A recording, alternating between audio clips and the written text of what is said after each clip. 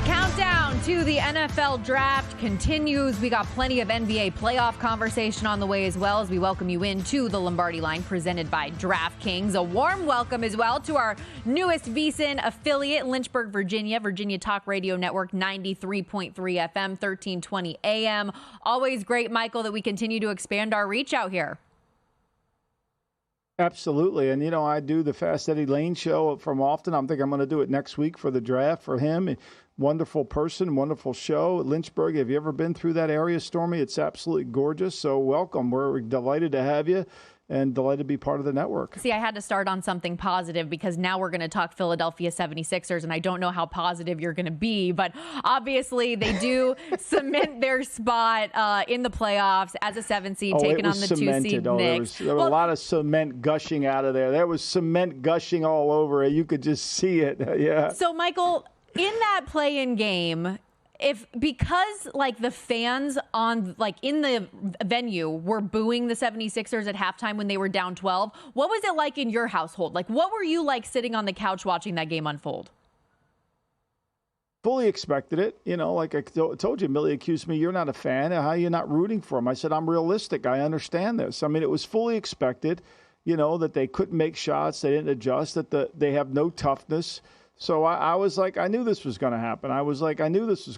And then the second half started, and Miami without the great Jimmy Butler in there, and Nick Batum was able to make some shots. And next thing you know, they got themselves back in the game. And then when you're watching the end of the game, all of us, all 20,000 in Wells Fargo, all of us sitting on couches somewhere else, kind of had a sense that, there's a good chance we could blow this. Because we've seen it so many times before. And they were able to make 12 consecutive free throws and close the game out. And they finally got to win it by a point, which to me was great for them. And now they move on to the Knicks, which, how are they favorites, Stormy, against the Knicks? Beat them 3-1 in the regular season and dominated them in all 3 games. I think that people have the perception that because Julius Randle isn't going to be available for the series and that Joel Embiid is back, and since he's been back, they've been winning, that they're the rightful favorite, that still they're the biggest competition to the Celtics in the Eastern Conference. But I'm with you. I'm not buying it. And whether it is the conditioning factor for your boy Joel Embiid or just the fact that coming back from that knee injury and maybe not being as 100% as you want to or need to be to play playoff caliber basketball, I'd be very concerned. If I'm the New York Knicks and I'm watching that game on Wednesday, I'm feeling great. I'm feeling extremely confident because we've got Jalen Brunson on our side and he's on a tear. Right, and no question. They got Brunson, they got toughness. Thibodeau's a tough coach. And so I don't doubt this at all. And I think when you really, what you just made a really important point there that I think most people don't realize. You said Embiid's not healthy. He's never healthy this time of the year. That goes with the package of Joel Embiid. He's never healthy. He's always going to have something wrong. Last year, he was able to win his MVP, and against the Nets, he gets hurt. And so that just is going to happen. And I think when you see it, you just know it. And I think that's where the apprehension is when the fans are sitting there. It's one thing to have a team that you kind of know is without its best players, but it's another thing to have a team where they're not playing at least at a high level like they did in the first half, and that's why they got booed. Look, I'm telling you, this Hartenstein now, he gives Embiid trouble. He's physical, he's big, and he'll push Embiid. Like what was happening in that game the other night was Embiid was getting pushed out. He doesn't want to get down the low post anyway. So every time he's trying to set up, he's further and further out. Mm-hmm. That physicality bothers him. Yeah, absolutely. And again, pointing to the injury as well, if you're getting bodied down low, that's not going to make you feel great on that knee either. The Knicks are a 3-point home favorite in the opening game to kick things off on Saturday, but Philly, as you mentioned, a slight favorite in the series, -115 to the Knicks -105, despite New York being the 2 seed. The series number of games is set at 5.5, -200 to the over, +165 to the under. The favorite in the exact outcome props is Sixers in 6 at +310. So that's the most likely outcome according to the books. I would play, for me, in the Knicks in 6 or 650. I told Bill Berman today when I came in, I would play the Knicks in 6. Okay. Because I think the physicality, I know they don't have Julius Randle. I understand it. They have Shake Milton on their team who played for Philly. He kind of knows what goes on in that locker room. I mean, he kind of knows the more physicality you get. Same thing with Alex Burke, who was here before. DiVincenzo, because they can space the floor, they've got good shooters. They're tough-minded. And they've got Brunson, and that's a tough matchup for them. They're going to have to stay in front of Brunson. They're going to have to handle him. They've got a bunch of fouls between Mitchell Robinson and Hartenstein that they can use on Embiid and push him around. I mean, last night, I thought it was interesting. Nurse went to a 7-man rotation that quickly. He put Cam Payne in late in the game, and he hit the 3 from the corner, but I thought he would use at least an 8-man rotation. Like, there's no way you can jump the minutes on Embiid in a 7-game series and think you're going to get him to stay fresh and in shape, because he'll just go from one 3-point line to the other. I mean, he's exhausted. Look at him. I mean, what Doris Burke said, and I give her tremendous credit. She's been saying this for a while. One of the few people in basketball that do. Barkley does. But if he ever got his conditioning in shape, he could be tremendous. But last night she said he was exhausted in pregame workout. Stormy, I went to a game with Berman and Thomas Gable. He didn't even come out for pregame warm-up. Well, yeah, he wasn't even out there for pregame warm-up. He can't waste the energy exertion. He just can't do it. He needs every second of it for game action. So that is the third game of a 4-game slate for the Saturday first-round games getting underway. We have the Magic and Cavs, Suns and Timberwolves, and the Lakers and Nuggets all getting underway in round 1 as well. Which of those series intrigues you most, or do you think that you have a good feel for? Well, I think the Magic. I think what Mike Somich said about the Magic is true. They're long. I love Jonathan Isaac coming out of Florida State when he did. He was long. He had a couple knee injuries, but he makes it very difficult. He's a perimeter player who's got length. I think those always give you trouble. I'm anxious to see what happens with the Timberwolves. Can they play like they did in the regular season? Anthony Edwards is dynamic, right? We know that. But can they play with the two big fellas where, when we saw Rudy Gobert, when he would play at Utah and everybody kind of spaced the court and he became useless come playoff time, I wonder what's going to happen here, obviously. And if you're the Suns, I mean, look, you went all in on this, right? How many times have we seen these teams that go all in that can't quite get it done? So I'm anxious to see that one. And I'm anxious to see what the Nuggets have in store for us, too, because each one of those games, even though they swept them, as you said yesterday, were very close with the Lakers. Yeah, Nuggets laying 7 in that first game of the series as well. At home, the Lakers did get out to Denver early, making the trip on Thursday to get acclimated. But, it was a tough series last year, very back and forth, although the results all ended up on Denver's side as they go on to win the NBA title. Now, I was very surprised looking through our rundown here, Michael, to see that today's What's on Michael's Mind, it's not NBA related. It's not NFL related. Yeah. It's NHL related? Who are you? What do you have?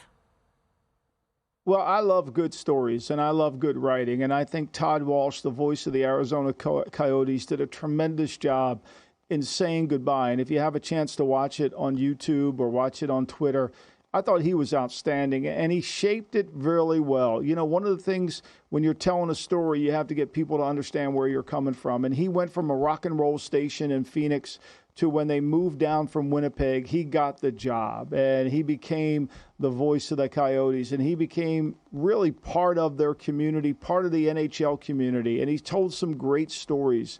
The great Fred Shiro here in Philadelphia when he ran the Philadelphia Flyers, on the blackboard in their locker room before he played, win tonight and we'll be together for a lifetime. And I think, to me, what he did in this talk was he showed all of us the power of why we love sports, the connectivity between a town and their team. Mm-hmm. and he did it with great passion. He did it with honesty. He didn't get into the political nature of why did this owner take the team away and move to Salt Lake, all that stuff.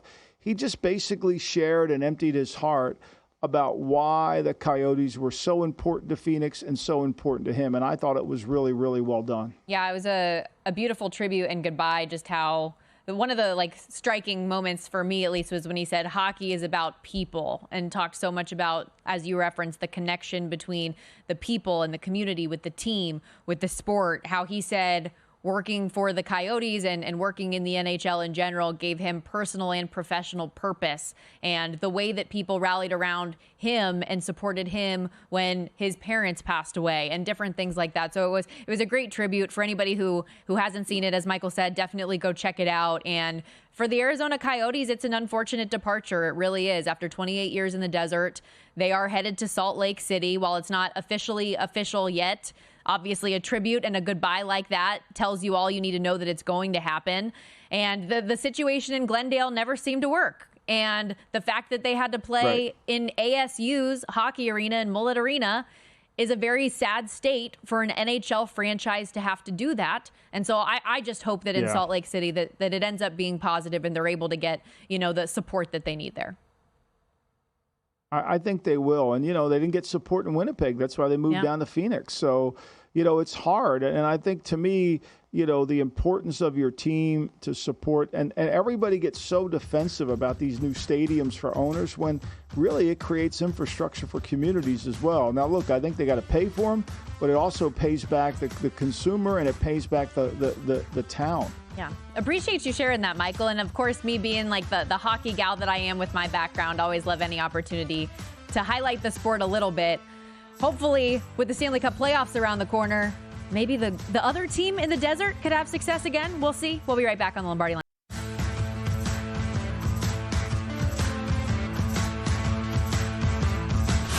This is the Lombardi Line with former NFL executive Michael Lombardi. Now here is your host, Stormy Bonatoni, on VSiN, the sports betting network. For a limited time, we're offering 2 weeks of our exclusive betting splits here at VSiN for free. All you need to do is sign up at VSiN.com/splits. The VSiN betting splits page is updated with DraftKings odds every 5 minutes, so you can see changes in all the action. Find out where the public's betting based on the number of tickets and where the money doesn't match the public opinion. And it's not just for the games today, but future events by date as well. Take advantage, though. It's a limited time offer. VSiN.com/splits is how you can claim your free 2-week access to VSiN's betting splits. Do you disagree with these takes? No way. No way. Or do you approve? Oh, no doubts. No doubt. No doubt in my mind. No diggity, no doubt. It's time to ask Michael Lombardi. No way or no doubt?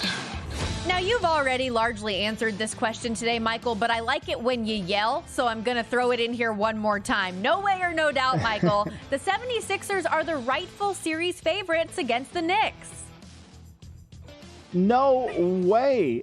We stop. When is this Joel Embiid Houdini-like love affair going to end? I mean, when are we going to realize that the playoffs are conditioning? You got to play. You got to stay healthy. You got to stay off the ground.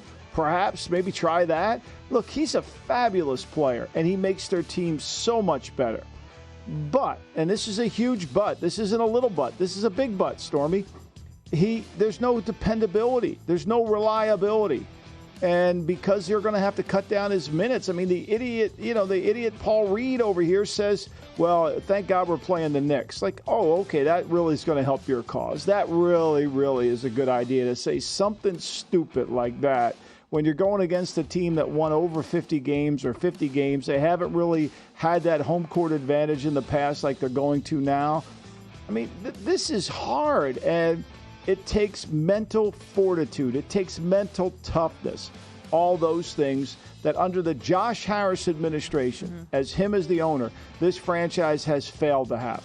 You will appreciate at least that the betting market is on the move. The 76ers opened a -160 favorite, and it has been bet down significantly just to -115. And also just real quickly, because I'm a 12-year-old boy sometimes put in a 30-year-old female's body, because when you said it's a big butt, I had to laugh.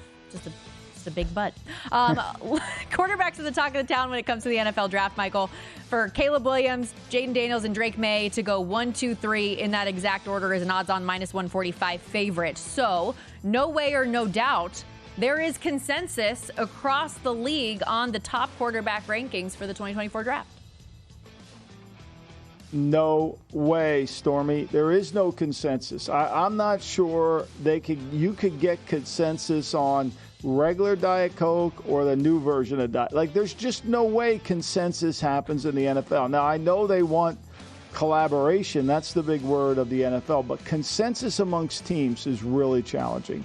I do think, though, in really talking to a bunch of teams and watching, I think there are 4 quarterbacks that have first-round grades put on them. And I think McCarthy is in that group.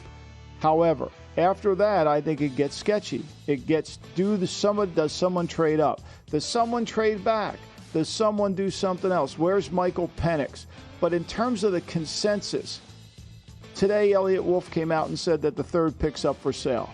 Okay, that makes sense. Everybody advertises their picks without having to pay a premium for the billboard.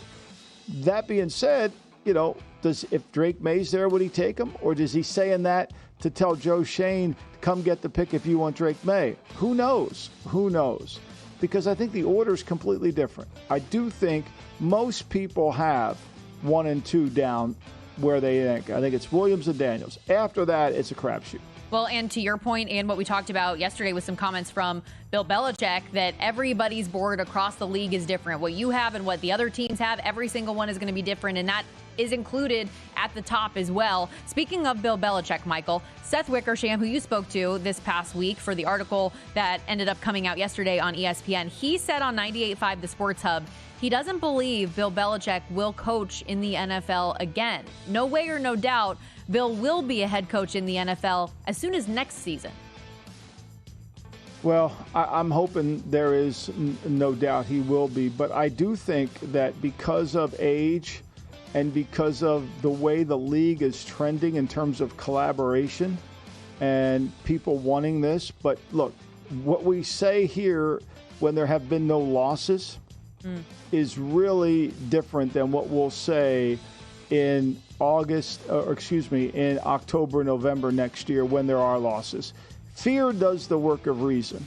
Fear does the work of reason. So I'm going to say no doubt he'll coach because I truly believe, as Winston Churchill said in 1940 when he became the prime minister, the reason he got the job was fear did the work of reason. I believe that. You mentioned Elliott Wolf in that number 3 pick potentially being up for grabs. There's a lot of teams that we've been talking about as potential draft day trade candidates. No way or no doubt there will be more than 6.5 draft day trades come Thursday. Oh, boy, that's a lot. Yeah, I think so. Because of the sparsity of the defensive board, I do think there could be an over here. Yeah, I think there is a no doubt it could happen. Because, Stormy, you want to get, like, you're Philadelphia, right? You look at Philly's depth chart. Philly can masquerade all the things they want to masquerade about. We're not doing this. We're not doing that yet. They need a corner badly. Both their corners are over 30 years old. Both of them can't play man-to-man anymore. What are they going to do? They just brought in Vic Fangio, who's not quiet. He's expressing, I'm sure, we better get some corners. And if you're Howie Roseman and you've done all these signings, right, and you've signed all these players in free agency for good deals, again, good deal, but giving you really good depth. Like, how many of your draft picks are going to make the team? Like, wouldn't you be better for a laser target to get the corner that you want than to sit around? So I think there's a lot of mentality with that, right? I think that's where it goes. And Philly's got 22, 50, 53. They have 2 second-round picks, albeit low. They could move up from 22 to get to 13 and get the corner that they want if he slips. I think it's easy. And so I think that's the methodology that'll happen and why I think we'll see over 6.5 trades. So with that thought in mind, because you're talking about a team that's outside of the top 10, where all of the talk about the bulk of trades has been who's going to trade up to get a quarterback. No way or no doubt teams are more likely to trade into the end of the round than they are to trade up into the top 10. I think the end of the round has real trade appeal to it.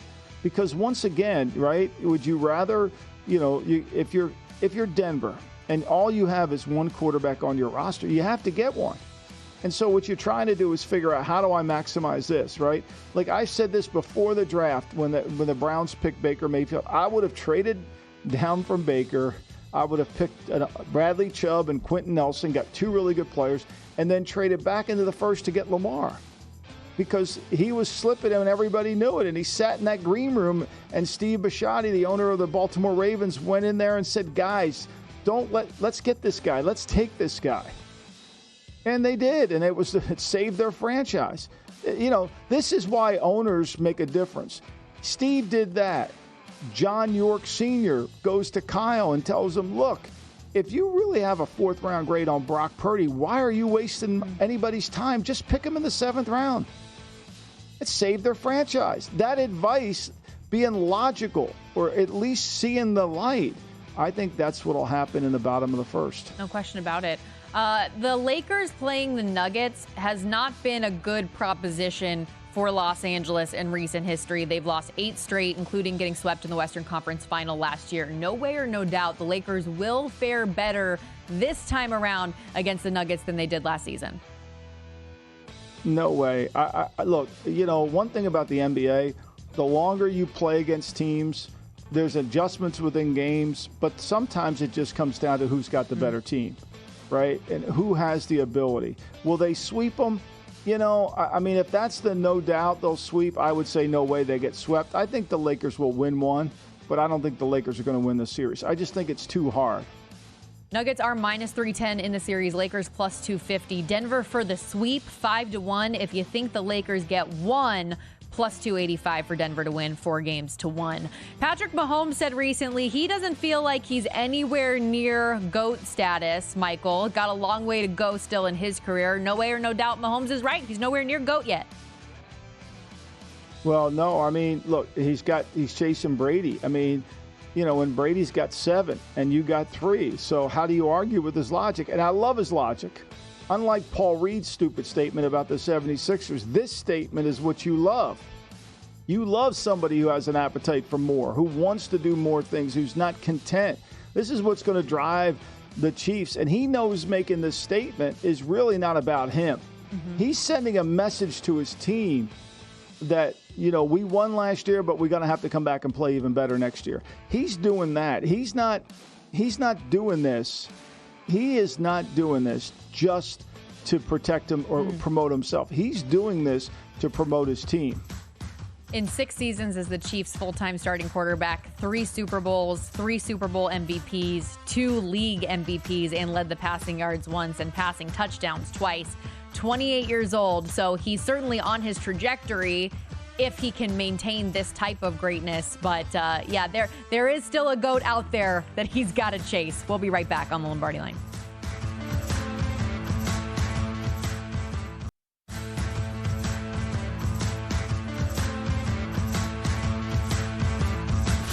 This is the Lombardi Line with former NFL executive Michael Lombardi. Now here is your host, Stormy Buonantony, on VSiN, the Sports Betting Network. Final half hour of the program is Thursdays with VSiN's own Mike Palm, VP of Operations here at Circa Resort and Casino, where we're broadcasting from, as well as Golden Gate in the D. Joining Michael and Stormy here as we welcome you back to the Lombardi Line. And Mike Palm, how are we doing today? What's going on, my friend? How are you? Michael, good to see you again. Good to see you, Mike. Yeah, looking forward to seeing you in person next week. I see you had Jeremy Piven in the building the other day, Mike, or was that today? Yeah, that was the other day. Yeah, I saw the photo as well that he took with a couple of our dancing dealers. Yeah, you never know who you're going to see here at the Circa. Yeah, and so like Michael said, he's going to be down here for the draft as we do all our draft coverage, and you guys have a number of draft props that are up right now. How many props did you guys put up? You see in action already early? I know there's 62 that have two-way bets, so either yes, no, or over, under.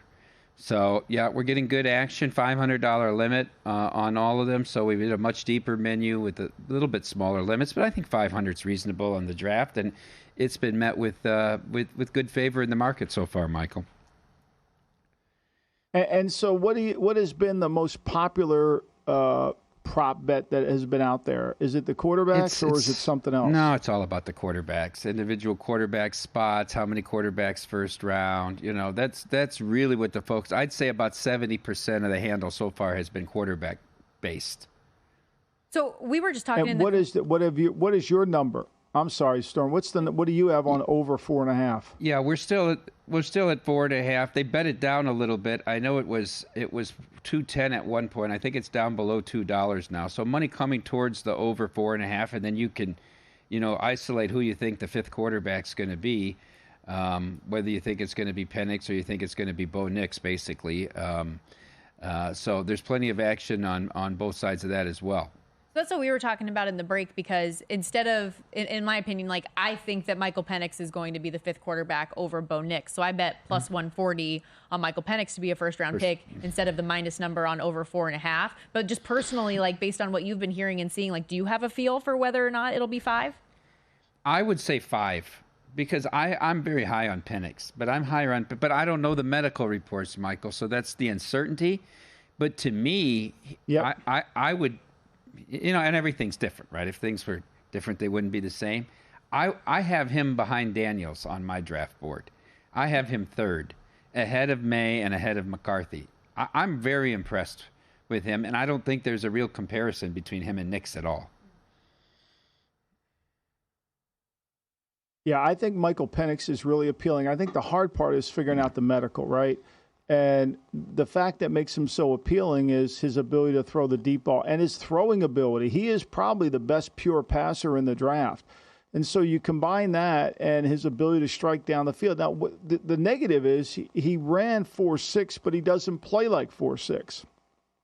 And, he's had some injury histories in the past, which ultimately concerns you. But I agree with you. I mean, he's done a wonderful job at Washington. I know they had good receivers there and a really good offensive line, but he made some incredible throws on the third level that very few players make. In addition to the downfield throws, Michael, what about on third down? That's what I find so impressive about Penix, is that, they would spread you out and he would just identify that open receiver, whether it was the tight end or wide receiver, and be able to put that ball very accurately. It's the antithesis of what I say about Lamar Jackson. If you're Baltimore, you don't want to be in third down and throwing situations with him because there's too many times they don't convert. It's not even a league average conversion percentage when you get to 3rd and 4 or more. But with Penix, he was so accurate on third down and kept moving the chains. Yes, and that's where McCarthy has moved up to a solid first-rounder, Mike. I know he's not going to go to the draft, but the thing that has made McCarthy a first-rounder is the third down reel. And I think some of the things which you worry about with some of these guys on third down is like with Josh Allen, for example. Josh Allen struggled to be accurate all the time on third down, but the positivity of the plays was overwhelming to offset, maybe you're not going to be as good on third down. And I think that's what you get with Penix. And he's going to miss some throws, but there's a lot of positivity that goes into it that you can see on the tape. I'm a Penix fan, Mike. I'm with you. I would be surprised. I think he's going to go in the first round. I think you're not going to find that. He's played at a higher level better than Will Levis played. And Will Levis, people were talking about him being the first pick in the draft last year. Michael, if you were the Commanders at number 2, and they know more or have collected more data than you have at this point, but knowing what you know, if they called you in and they said, Michael, we need your advice about the second pick, what would you tell them? I would tell them you've got to marry the pick to the guy who's going to be coaching them and the offense that he's going to be running. I think this is really important, and I think use Mac Jones as an example. When he had Josh McDaniels coaching him, he looked like a good player. When he didn't, he wasn't. Let's take Michael Penix. When Caden DeBoard coached him, really good player. When he didn't have DeBoard, not so good, right? Jaden Daniels, not so good at Arizona, better when he got to LSU. A lot of this has to be linked together. If you felt like, especially in this draft, if you felt McCarthy had the best skills for what you wanted to run, and most of the West Coast people probably feel this way, then you can design an offense. Is he perfect? No. Does he lack some things? Yes. He's kind of Pickett, if you will, with a better arm. But my point here is if you marry the system to the player's going to look much better. So does that lead us and I think that's really that's how you have to answer it. But in other words, knowing that Cliff Kingsbury is going to be coaching the system, does that mean that the marrying is most likely to Jaden Daniels? Yes, that's right. I think that's the one he would see because he can make the plays with his feet. When the protection breaks down, I think he's got a chance to make play. He can run with it. There's a lot to like that fits into the Kyler Murray kind of vein. Now, one thing about Cliff's not running the Texas Tech offense any longer. He didn't run it at Arizona. There's going to be a tight end on the field, obviously. But I think to me, that would be the guy. Like when I think about the quarterbacks in this draft, I think about who would appeal. Like McCarthy, I think he would appeal to Kevin O'Connell. He would appeal to Sean Payton. When I think about Bo Nix, I think that the West Coast teams, he would appeal to. I think you got to marry that one up. Where Drake May appeals to the Giants because he's got great potential and they see Josh Allen in him, and some other teams might as well. Well, we're nearing the finish line 1 week from the draft starting in Detroit. We'll have answers to those questions here pretty soon. It's also the last day of the NHL regular season. NBA play-in games underway. We have series prices going on for both the NBA and NHL. Early handle on those. What's being bet so far? Well, we've only posted 2 series prices in the East. Nothing in the West, even though, excuse me, I'm sorry. We did post Winnipeg and Colorado.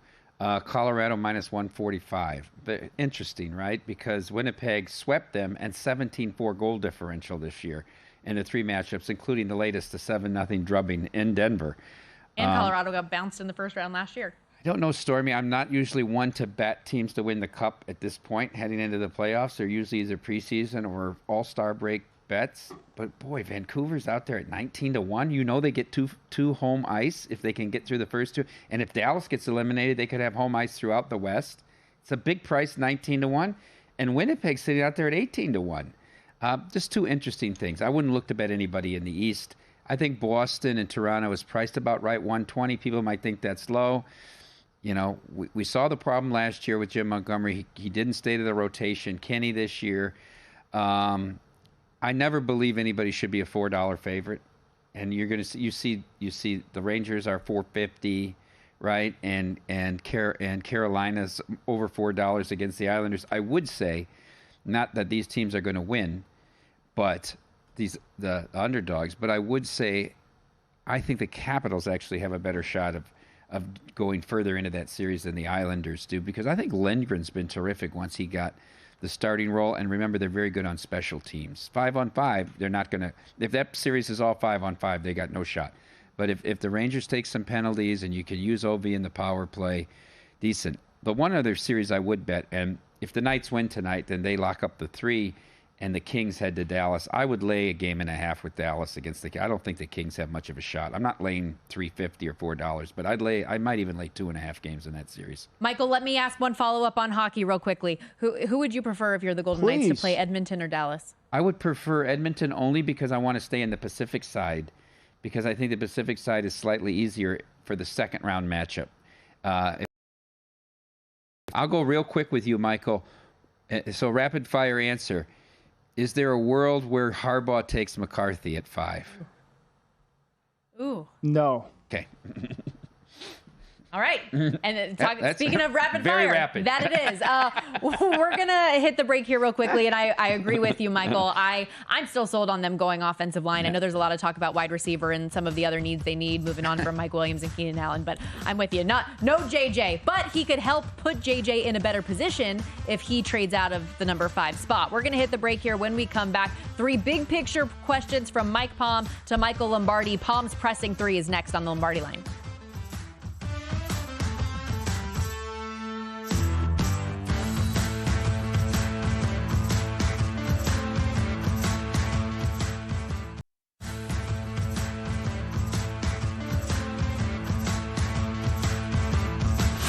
This is the Lombardi Line with former NFL executive Michael Lombardi. Now here is your host, Stormy Bonatoni, on VSiN, the Sports Betting Network.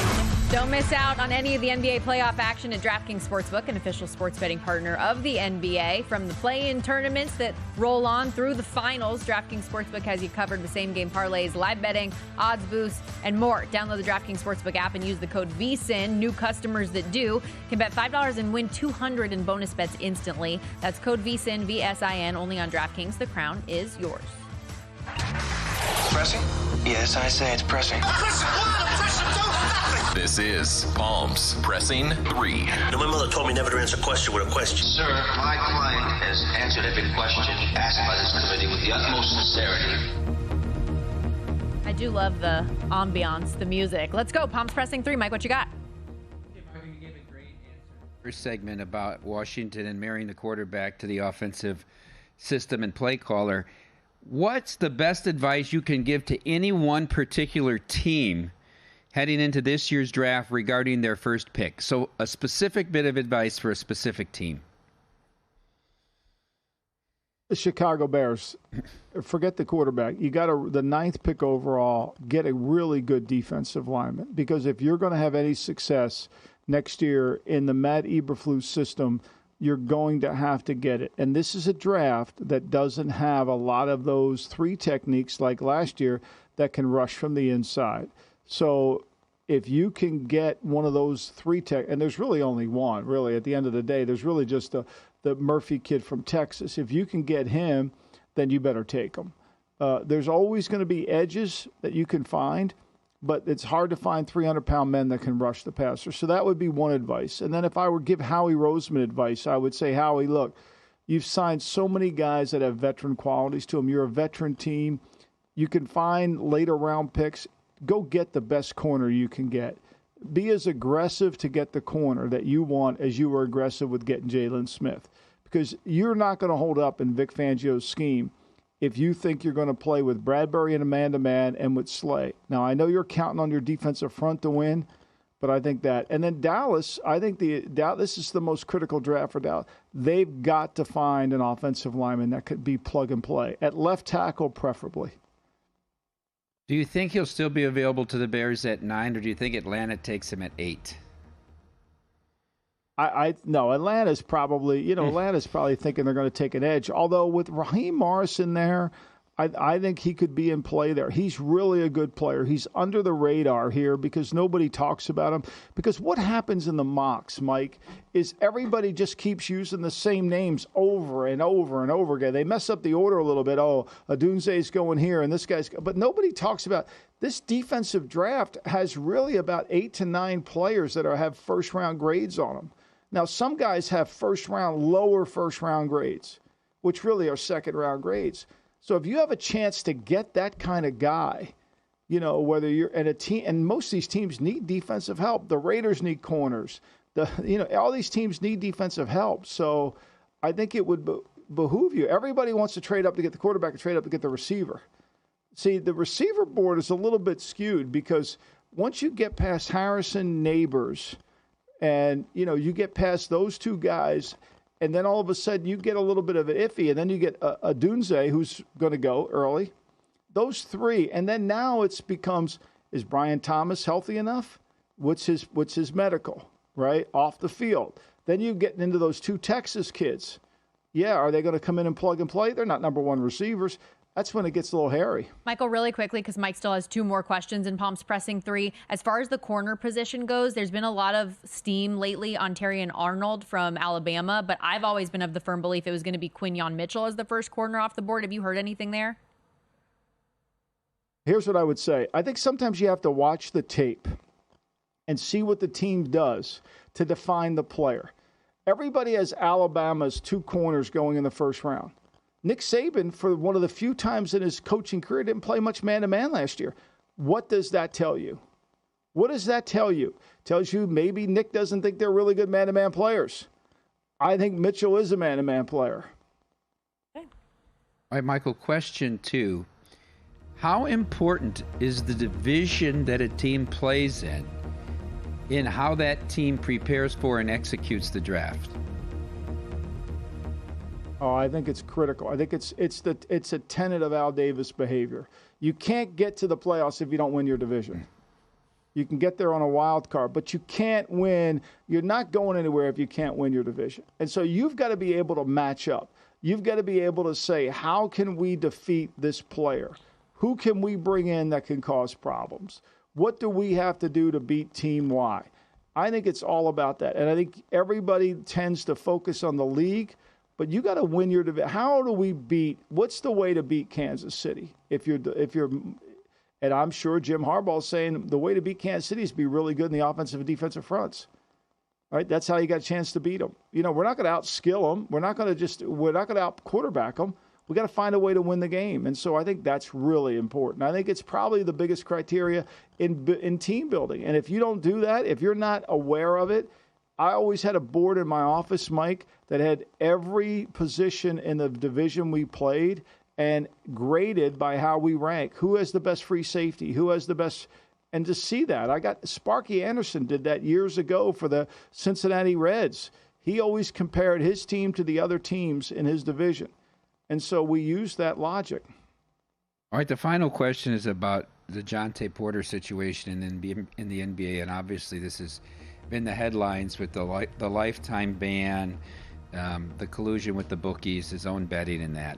A couple-part question here, Michael. One, what are the chances that this same situation could happen in the NFL, given that the NBA is a league run by the players of the NFL is not?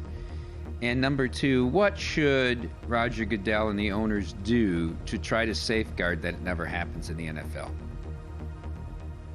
I don't see it ever happening in the NFL because unless the quarterback's controlling it, right? Because it's hard to get the ball. You know, it's hard to have a prop bet with a guy. Now, you know, even if the game plan, Mike, let's just hypothetically say the game plan is geared towards player Y getting the ball a bunch, okay? Got that. All right, so player Y goes and bets his prop bet because he knows he's going to get the ball a bunch. Well, the game starts and all of a sudden he can't get him the ball. You know, it's really hard. It's really challenging. So I think it isn't. But I think the beautiful thing, and Stormy did this in Stormfront, is the combination between the leagues and the books working together to see that something that looks out of the realm, out of the ordinary, right? You know, it's like when the Great Britain had that postal scandal, right? Something was out of the ordinary.